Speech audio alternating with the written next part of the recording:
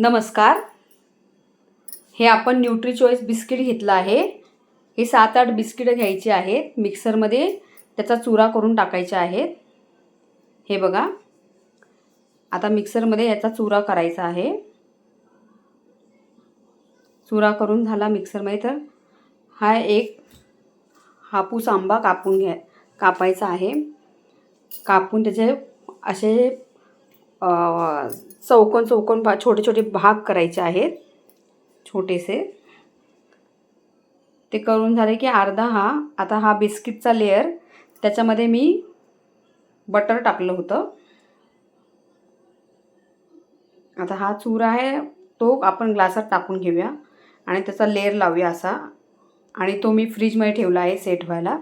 आता ह्या मिक्सरच्या भांड्यामध्ये हा मँगोचा ज्यूस टाकून घेतला आहे.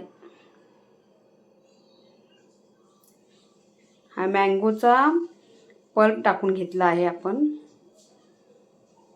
आता हा आपण सेट करून घेऊया. हा असा लावून आपण फ्रीजमध्ये सेट करायला ठेवायचा आहे. हा आंब्याचा रस आहे, फक्त आंब्याचा रस आहे, त्याच्यामध्ये दूध नाही आहे, साखर नाही आहे, फक्त आंबा मिक्सरला फिरवला आहे. हे बघा, आता परत बिस्किटचा जो चुरा होता आपण क्रश केलेला, तो ह्याच्यावरती टाकून घ्यायचा आहे. आणि परत त्याच्यावरती आंब्याचा रस टाकला आहे. आता परत हे आपण फ्रीजमध्ये सेट होण्यासाठी ठेवणार आहोत. आता हे दही आहे, पण हे एकदम हंकड आहे. एकदम असं बांधलेलं दही असतं, घट्ट, आणि एकदम गोड दही आहे. म्हणजे ते आंबटपणा बिलकुल नाही आहे त्याच्यामध्ये. असं दही आहे, एकदम क्रीमसारखं आहे ते दही. म्हणजे एकदम ह्याला आपण आंबट बोलूच शकत नाही. आणि हा असा अप्रतिम फ्लेवर तयार झाला आहे. तर हा पण तुम्ही तुमच्या मुलांना करून द्या. हे बघा, आता हा वरती पूर्ण आंब्याचा रस लावला आहे आणि त्याच्यानंतर हे कर्ड आहे आणि त्याच्यावरती परत आपण आंब्याच्या रसाचं रस लावणार आहोत. हे बघा,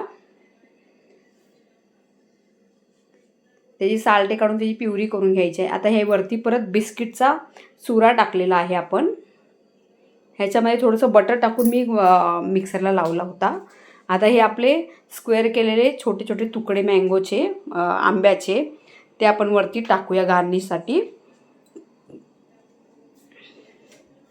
हे बघा, हे असं सजवून घ्यायचं आहे. हे ना थोडं लेअर लावून झाले की लगेच फ्रीजरमध्ये सेट व्हायला ठेवायचं, म्हणजे ना हे व्यवस्थित सेट होतात. सेट झाले की थोडं परत अर्ध्या 15-20 मिनिटांनी काढलं तरी चालतं. काढून परत आपण एक लेअर लावून परत सेट व्हायला ठेवायचं.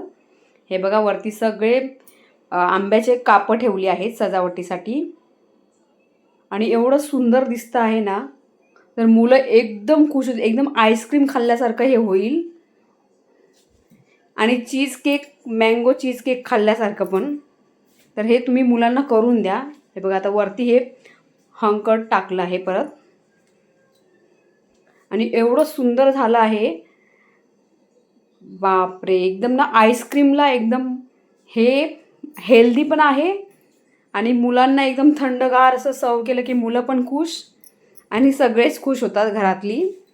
तर तुम्ही हे करून बघा. जर माझ्या रेसिपी तुम्हाला आवडत असेल तर माझ्या चॅनलला सबस्क्राईब करा. धन्यवाद.